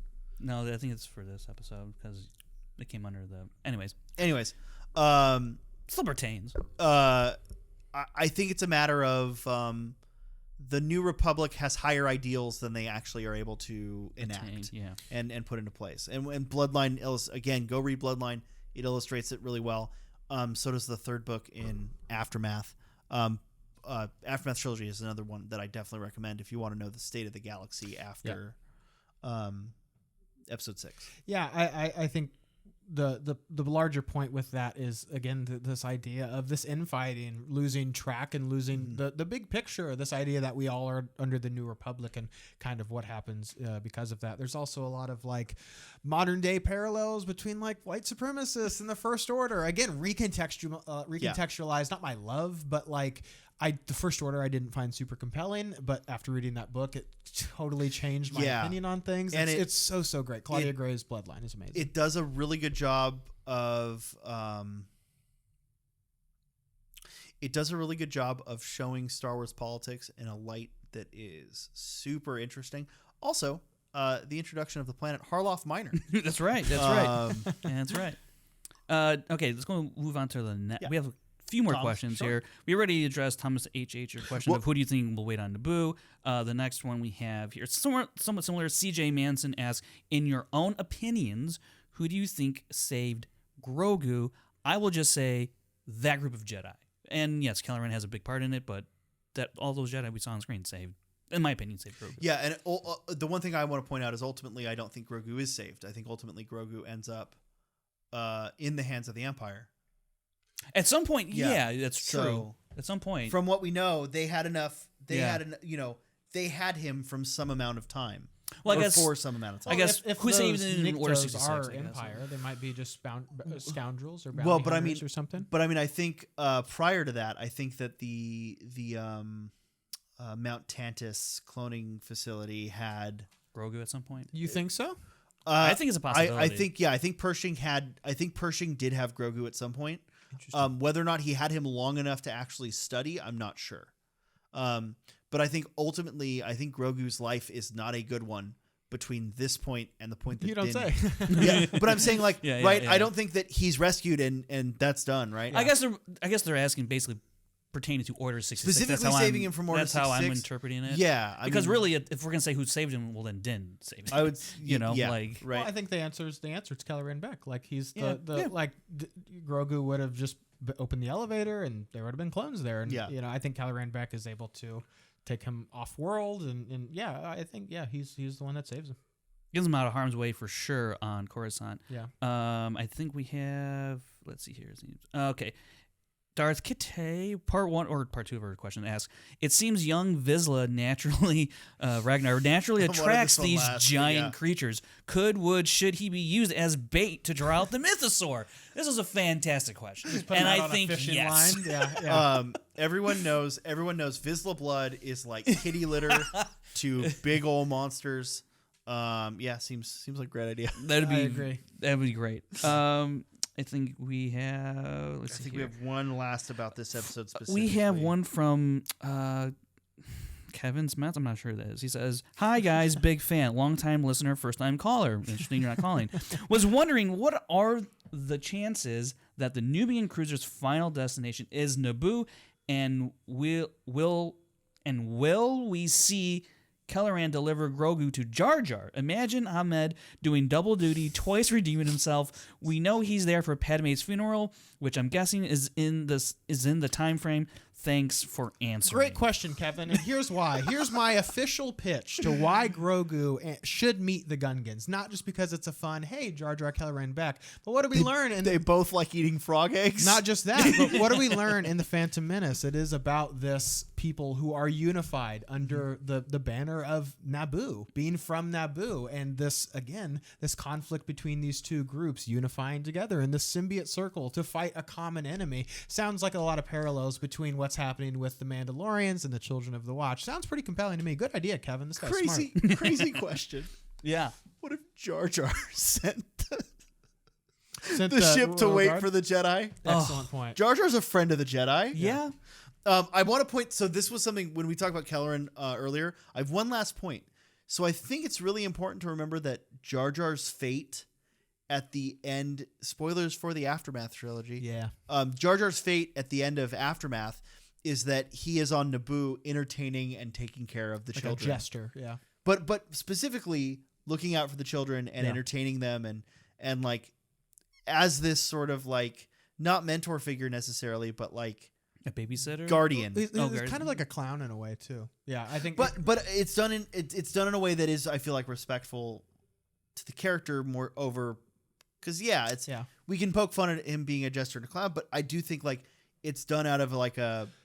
It's certainly a little morose of this idea of like how the fan, because Jar Jar, like people have pointed to, is the one that ultimately gives Palpatine the power. Not really, sounds a little reductionist to me, but somebody that the galaxy points to is kind of this figurehead for what went wrong, and as such, he is kind of this, a punching bag for a lot of people, as was Ahmed Best. So Chuck Wendig again, the Aftermath novels. So, great set of novels. Although he kind of got blacklisted from writing Star Wars, but. Well, those books aren't my favorite anyway. So, What a Twitter thread it was. All right, I think that's going to wrap it up here on Scoundrels Inc. for this episode, talking about The Mandalorian, The Foundling. Garrett, one more time, plug your handles and where you can find your show and all that good stuff. Yeah, if you want to follow me specifically, you can follow me. I'm just at Garrett McDowell, Twitter, TikTok, Letterboxd, all that good stuff. If you want to follow my Star Wars podcast, it's at ScumVillainPod on Twitter. All of the links are found there. And I also have another podcast called Spectre Cinema Club, which is my one podcast per show. Hey, you can edit this out if you want. But Spectre Cinema Club. Frank doesn't edit. My horror podcast, if you guys like that, is at Spectre Cinema Club. And we're doing Ash vs. Evil Dead this new month. Oh, nice. And surprise, assuming he doesn't have to leave as soon as we're done filming, he will also be on Monday's show. Maybe. Possibly. Wow. It will suspense is killing it. It will be a much shorter show. Yes. We'll see about that. All right, folks. We'll see you Monday. Scoundrel.